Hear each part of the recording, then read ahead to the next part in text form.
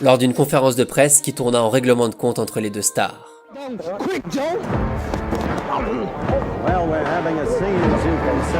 It's hard to tell whether it's clowning or for real between the two. Ali a passé les 2 premiers cols, le voilà désormais au pied de la montagne George Foreman.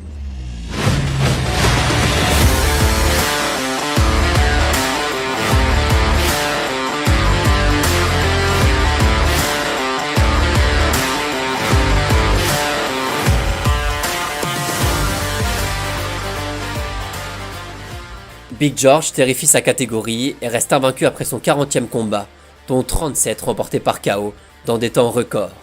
Personne ne lui résiste, son crochet du droit fait des ravages, et sa puissance terrorise tout le monde. Le combat est prévu à Kinshasa au Zaïre, la République démocratique du Congo d'aujourd'hui, le 30 octobre 1974. Mohamed Ali est en mission. Son objectif, user de sa mobilité, sa grande force, et résister dans les premiers rounds face à l'agressivité de Foreman, pour faire traîner le combat au maximum dans le but d'épuiser son adversaire. You know what I did last week? Last week, I murdered a rock, injured a stone, hospitalized a brick. I'm so mean I make medicine sick. He talks too much, he's ugly, he's pretending I'm the true champion, and they make me the underdog. I'm gonna show them all they're wrong, because I'm the champion. Ali s'entraîne, travaille son endurance, répète ses gammes pour mettre en place son plan et récupérer sa ceinture qu'il a perdue 7 ans plus tôt. Mohamed Ali traverse le pays pour communier avec un peuple devenu fan de lui.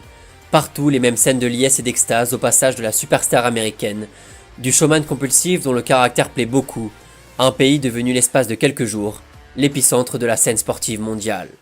Le show est partout, les deux hommes s'envoient évidemment quelques pics avant le combat. Près de 80 000 spectateurs seront présents dans le stade de Kinshasa, prêts à accueillir The Rumble in the Jungle, littéralement, la baston dans la jungle. All of you, I know you got him. I know you got him picked, but the man's in trouble. I'm gonna show you how great I am. George Foreman has that serious look. Ali definitely talking to him. Look at the stare on George Foreman. Look at Ali giving the word. Dès les premières minutes, la tendance est claire. Ali touche à plusieurs reprises Foreman et encaisse les coups sans broncher, grâce à une résistance incroyable et des esquives supersoniques. Les deux boxeurs se rendent coup pour coup, mais Foreman fatigue plus vite et perd en lucidité au fur et à mesure que le combat avance. Le visage détruit par les enchaînements efficaces de Mohamed Ali, Foreman résiste comme il peut jusqu'aux dernières secondes du 8e round.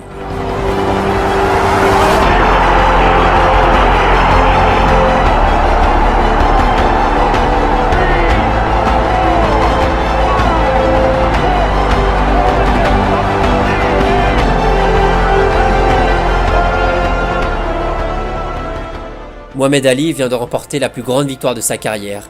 Il a réussi à mettre au tapis le colosse qui domine sa catégorie depuis déjà quelques mois. L'accomplissement est monumental, le combat a tenu toutes ses promesses. Tactiquement, Mohamed Ali a mangé George Foreman et récupère sa ceinture des champions du monde poids lourd de la WBA. Big George dira plus tard « Le fait qu'il ne m'ait pas frappé lorsque je suis tombé au sol fait de lui le plus grand à mes yeux ». I told you, all of my critics, I told you all that I was the greatest of all time. Be Sunday, listen, I told you today, I'm still the greatest of all time.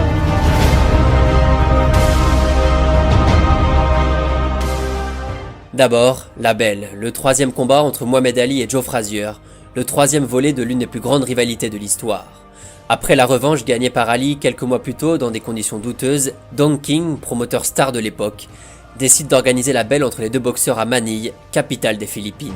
I tried to retire, I told the world I wanted to retire, he come all the way to Manila talking about he wants me, and I promise you, he will be put in another hospital. À l'instar des deux premiers combats, la violence verbale et le trash talking fait rage entre les deux champions, notamment Ali qui continue d'insulter régulièrement Frazier. Mohamed Ali, 32 ans, a disputé 3 combats depuis sa victoire contre Foreman, 3 victoires pas si faciles remportées sur la durée. Le soir du 1er octobre 1975, dans une chaleur suffocante approchant les 50 degrés à Manille, le combat démarre, la tension monte. Frazier a retrouvé tout son peps et l'énergie qui le caractérisait en 1971 et agresse Mohamed Ali pourtant bien parti dans les premières reprises. Malgré des jabs efficaces et des droites qui partent bien côté Ali, Smoking Joe, dur au mal, encaisse et répond.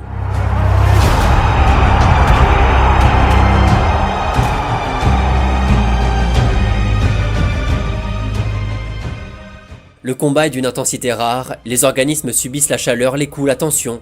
Seule l'adrénaline et l'orgueil permettent aux deux boxeurs de rester debout. Durant les 13e et 14e rounds, Ali semble prendre le dessus physiquement et pousse son adversaire à défendre, martelé par la puissance des coups du boxeur de Louisville. À la fin de la 14e reprise, Frazier est épuisé, marqué, défiguré. Son entraîneur décide de ne pas le laisser reprendre et Mohamed Ali est déclaré vainqueur du combat. Il n'a même pas la force de célébrer et s'évanouit sur sa chaise, entouré par son clan, qui tente de lui faire de l'air. Au bout de l'effort, après une démonstration épique de l'essence même de ce qu'est la boxe, les deux boxeurs sont adulés et viennent, selon beaucoup, de disputer le plus grand combat de l'histoire. Would you have been willing to risk your life to go out that final round? Yeah. He is tough. He's a great fighter. I'm so tired, I don't want to do nothing. I want to rest for 1 week. Le passé sulfureux, la qualité de la boxe proposée, la dramaturgie, le combat a atteint des sommets. Ali a retrouvé son honneur et réussi son pari, en battant ses plus gros rivaux, à l'apogée de sa carrière. Vient donc la bête. Après le combat contre Joe Frazier, The Greatest remporte 6 combats d'affilée pour conserver son titre. Entre 76 et 77, pas forcément brillant, pas toujours très juste, il subit néanmoins sa 3e défaite contre Léon Spinks, le 15 février 78. La vengeance, comme à son habitude quelques mois plus tard, de quoi récupérer son titre, puis 2 nouvelles défaites dans l'indifférence presque générale. La condition physique de Mohamed Ali s'étant nettement détériorée depuis maintenant quelques mois, et ses combats ne représentant plus que de simples vitrines commerciales pour son manager.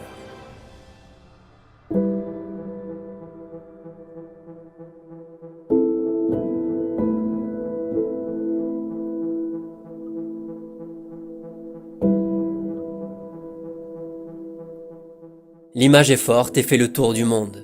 Depuis déjà quelques années, Mohamed Ali vit avec la maladie de Parkinson et affiche sa fragilité pour la cérémonie des JO d'Atlanta en 96, allumant la vasque olympique. Comme un symbole, 36 ans après sa médaille d'or à Rome, là où tout a commencé. Mohamed Ali est un géant du sport, physiquement d'abord mais culturellement surtout. Militant des droits civiques et figure de l'émancipation des Noirs aux États-Unis, Ali n'avait jamais la langue dans sa poche quand il fallait recadrer un journaliste et clamer sa fierté d'avoir réussi, malgré tous les obstacles liés à sa couleur de peau. I took my gold medal, thought I'd invented something. I said, man, I know I'm going to get my people freedom there. I'm the champion of the whole world, Olympic champion. I know I can eat downtown now. And I went downtown that day, had my big old medal on, and went to restaurants. At that time, black things weren't integrated. The black folks couldn't eat downtown. The lady said, we don't serve Negroes. And I had to leave that restaurant. Just wanted a gold medal and couldn't eat downtown. I said, something's wrong. Surtout qu'à l'époque, aucun boxeur noir n'est vraiment sorti du silence pour lutter contre le racisme, au risque de briser sa carrière. Mohamed Ali voyageait partout pour transmettre des messages de paix et rencontrer les grandes personnalités de ce monde, notamment Nelson Mandela en Afrique du Sud, avec qui il est devenu très proche. Celui qu'on surnommait The People Champion, le champion du peuple, ne laissait personne indifférent et a propulsé la culture du show avant, pendant et après les combats, parfois à la limite du raisonnable.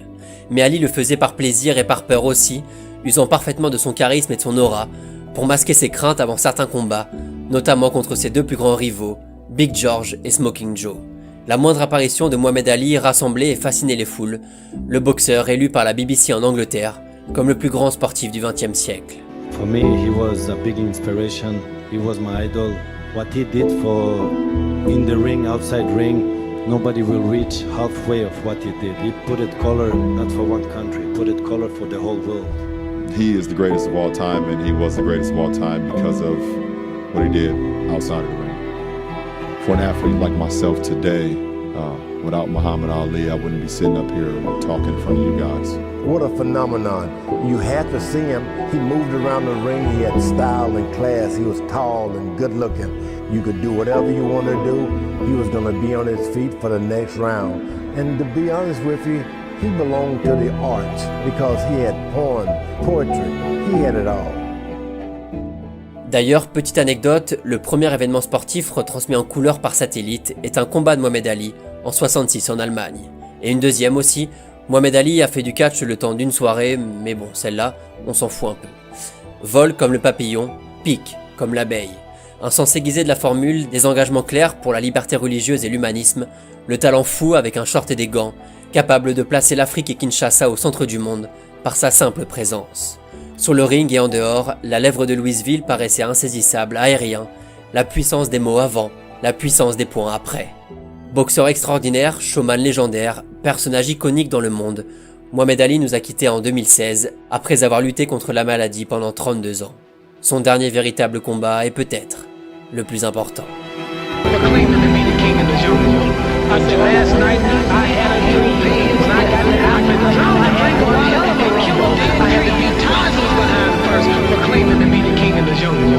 When George Foreman meets me, he